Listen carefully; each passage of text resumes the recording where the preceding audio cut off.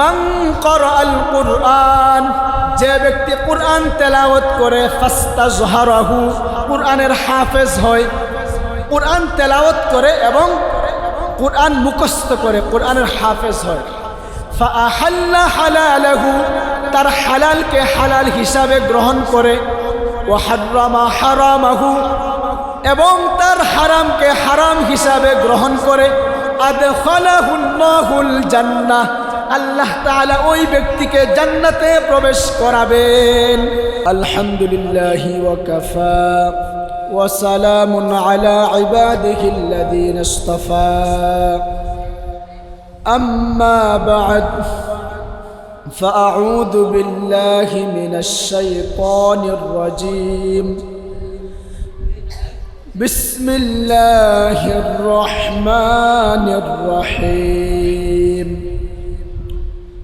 ওয়ারাত্তিলিল কুরআনা তারতিলা। আল্লাহুম্মা সাল্লি আলা মুহাম্মাদিন ওয়া আলা আলি মুহাম্মাদ কামা সাল্লাইতা আলা ইব্রাহিম ওয়া আলা আলি ইব্রাহিম ইন্নাকা হামিদুম মাজিদ। اللهم بارك على محمد وعلى آل محمد كما باركت على إبراهيم وعلى آل إبراهيم إنك حميد مجيد। الحمد لله, আল্লাহ পাক রব্বুল আলামিন আমাদেরকে আজকের এই মাহফিলে অংশগ্রহণ করার তৌফিক দান করেছেন। সকলে দিল খুলে শুকরিয়া আদায় করি আলহামদুলিল্লাহ। আমি আপনাদের সামনে কুরআন এবং কুরআন যারা মুখস্থ করে, কুরআন শিখে, শিখায়, তাদের ফজিলত সম্পর্কে কয়েকটি কথা শুনব, কয়েকটি কথা বলবো ইনশাআল্লাহ। এক নাম্বার, যে ব্যক্তি কুরআন মাজিদ শিক্ষা করে এবং অন্যকে শিক্ষা দেয়, সে হলো পৃথিবীর সবচেয়ে শ্রেষ্ঠতম মানুষ। সহিহ বুখারী শরীফের 5027 নম্বর হাদিস। এই হাদিস বর্ণনা করেছেন উসমান রাদিয়াল্লাহু আনহু।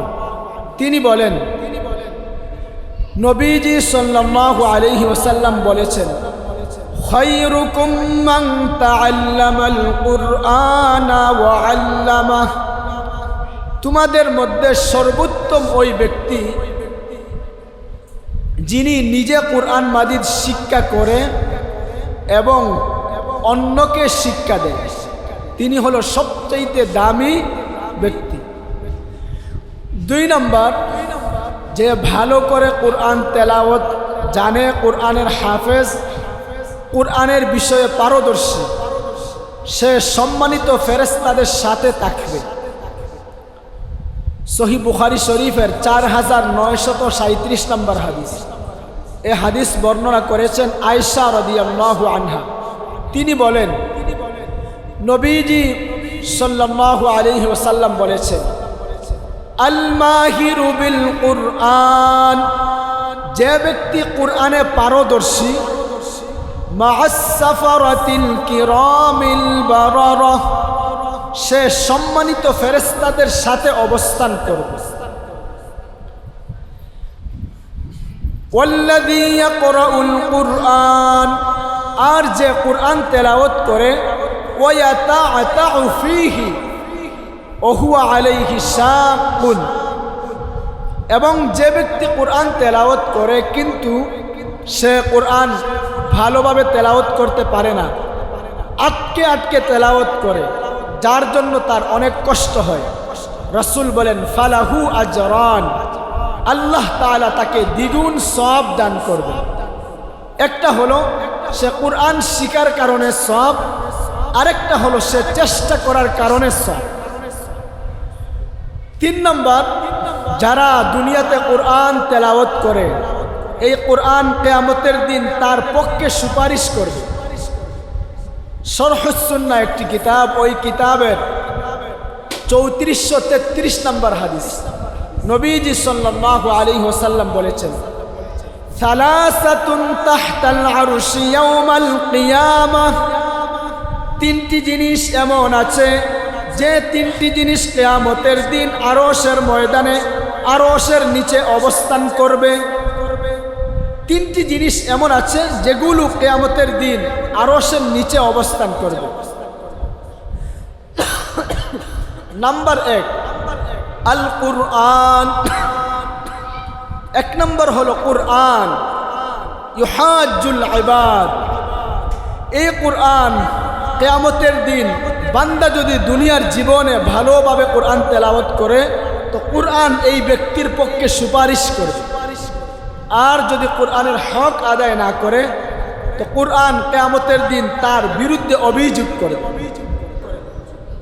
4 নম্বর, যারা কোরআন তেলাওয়াত করে আল্লাহ তাআলা তাদের মর্যাদা, যারা কোরআনের হাফেজ, সবার উপরে রাখবে। তিরমিজি শরীফের 2913 নম্বর হাদিস নবীজি সাল্লাল্লাহু আলাইহি ওয়াসাল্লাম বলেন, ইউকালু লিসাহিবিল কুরআন, যে দুনিয়ার জীবনে কোরআন তেলাওয়াত করেছে, কোরআনের হাফেজ হয়েছে, ওই ব্যক্তিকে ডেকে বলা হবে, ইকরা ওয়ারতাকি, তুমি কোরআন তেলাওয়াত করো, উপরে আরোহণ করতে থাকো। ওয়ারাত্তিল কামা কুনতা তুরাত্তিলু ফিদ দুনিয়া, দুনিয়ার জীবনে তুমি যেইভাবে ভালোভাবে তারতিলের সাথে সুন্দরভাবে তেলাওয়াত করতে, আজকেও তুমি এমন ভালোভাবে তেলাওয়াত করো, তারতিলের সাথে তেলাওয়াত করো। ফাইন্না মানজিলাতা ইনদা আখিরি আয়াতিন তাকরাউহা, কেননা আজকে তুমি কোরআনের যত আয়াত তেলাওয়াত করবে, কোরআনের যেই জায়গায় গিয়ে আয়াত শেষ হবে তোমার ঠিকানাও সেই জায়গায় হবে। কোরআনের এক আয়াত পড়বে, সে জান্নাতের একটা স্তরে উপরে উঠতে থাকবে। এইরকম কোরআনের শুরু থেকে শেষ পর্যন্ত যত আয়াত আছে, একটা আয়াত পড়বে, এক আয়াত উপরে উঠবে, এমনভাবে সে উপরে উপরে উপরে উঠতে উঠতে সবার উপরে ওই কোরআনওয়ালা চলে যাবে। 5 নাম্বার, যাদের অন্তরে কোরআন নেই, কোরআন তেলাওয়াত জানে না, নবীজি বলেন তাদের অন্তর হলো শূন্য ঘরের মতো। যেই ঘরে মানুষ থাকে না, সেই ঘরে দেখবেন পোকা মাকড়, বিভিন্ন ধরনের কীট পতঙ্গ, জিন এবং অন্যান্য প্রাণী অবস্থান করে। ঠিক যেই অন্তরে কোরআন নেই, সেই অন্তরে কোরআন বসবাস করে।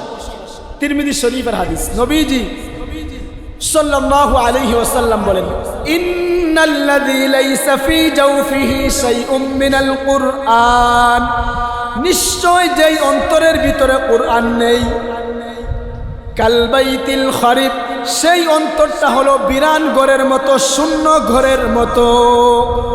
যেই অন্তরে কোরআন নেই, এই ঘরে এই অন্তরের কোনো দাম আল্লাহ তাআলার কাছে নেই। 5 নাম্বার, যে কোরআন তেলাওয়াত করে, কোরআন শিখে হাফেজ হয়, কিয়ামতের দিন আল্লাহ তাআলা তার বাবা মাকে অনেক মর্যাদা দান করবে।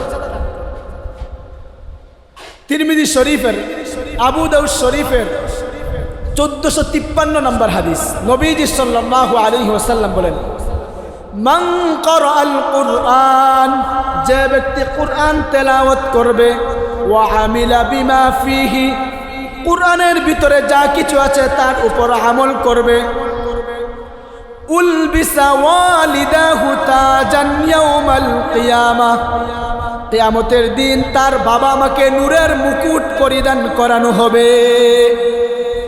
যাউহু আহসানু মিন যাউইশ শামসি ফি বুয়ুতিদ দুনিয়া, তোমাদের দুনিয়ার ঘরের ভিতরে সূর্যের আলো পড়লে যেভাবে তোমাদের ঘরটা আলোকিত হয়ে যায়, এই সূর্যের আলোর চাইতেও ওই মুকুটের আলো বহু গুণ বেশি হবে।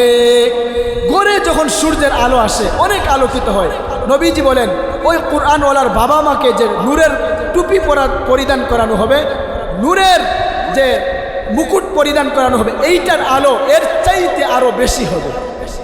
এরপর নবীজি বলেন লাউ কানাত ফীকুম ফামা যান্নুকুম বিল্লাযী আমিলা বিহাযা।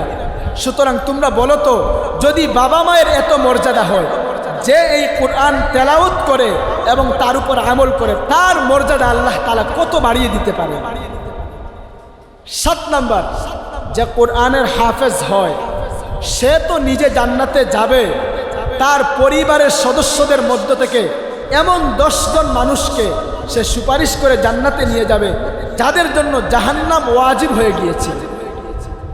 তিরমিজি শরীফের 2904 নম্বর হাদিস, 5 নম্বর হাদিস, নবীজি সাল্লাল্লাহু আলাইহি ওয়াসাল্লাম বলেন মান ক্বারাআল কুরআন, যে ব্যক্তি কোরআন তেলাওয়াত করে, ফাস্তাজহারাহু, কোরআনের হাফেজ হয়, কোরআন তেলাওয়াত করে এবং কোরআন মুখস্থ করে, কোরআনের হাফেজ হয়, ফাআহাল্লা হালালাহু, তার হালালকে হালাল হিসাবে গ্রহণ করে, ওয়া হাররামা হারামাহু, এবং তার হারামকে হারাম হিসাবে গ্রহণ করে, আদখালাহুল্লাহুল জান্নাহ, আল্লাহ তাআলা ওই ব্যক্তিকে জান্নাতে প্রবেশ করাবেন।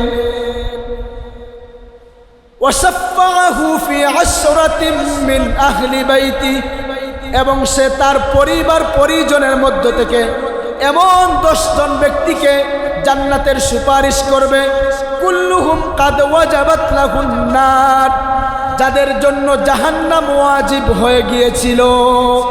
এমন 10 জন ব্যক্তিকে সে সুপারিশ করে জান্নাতে নিয়ে যাবে যাদের জন্য জাহান্নাম ওয়াজিব হয়ে গিয়েছে। 7 নাম্বার, কোরআন যারা তেলাওয়াত করে তাদের অন্তর পরিষ্কার থাকে, অন্তরে শয়তান এবং নফস তাকে কোনো ধোঁকা দিতে পারে না। শুআবুল ঈমান একটি কিতাব, ওই কিতাবের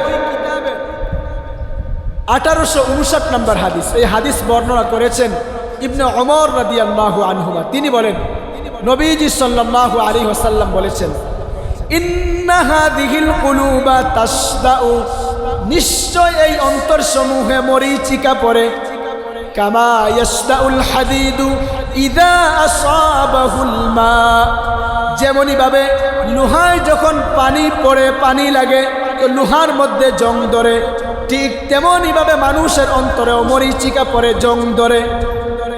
তো কেউ প্রশ্ন করলো, ইয়া রাসূলুল্লাহ ওয়া মা জিলাউহা, এই অন্তর পরিষ্কার করার আমল কি? নবীজি বলেন অন্তর পরিষ্কার করার আমল হলো 2টি। কয়টি? অন্তর পরিষ্কার করার আমল 2টি।